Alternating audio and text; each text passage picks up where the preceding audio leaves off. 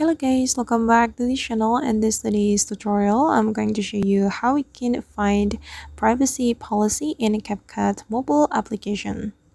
Okay, let's get into it. First thing first, we can open our CapCut application, and after we have opened our CapCut application, we can click on the setting icon on the top right, and here we can simply tap on the privacy policy. Since we want to find the privacy policy in CapCut, simply tap on that, and then this is the CapCut privacy policy.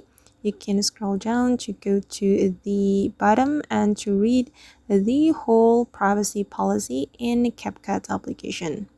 You can read the privacy policy to get better in understanding the CapCut application. Alright guys, and that's how we can find the privacy policy in CapCut. I hope this tutorial will be useful for you. Thank you so much for watching, and don't forget to like, comment, share, and also subscribe to the channel. See you in the next video.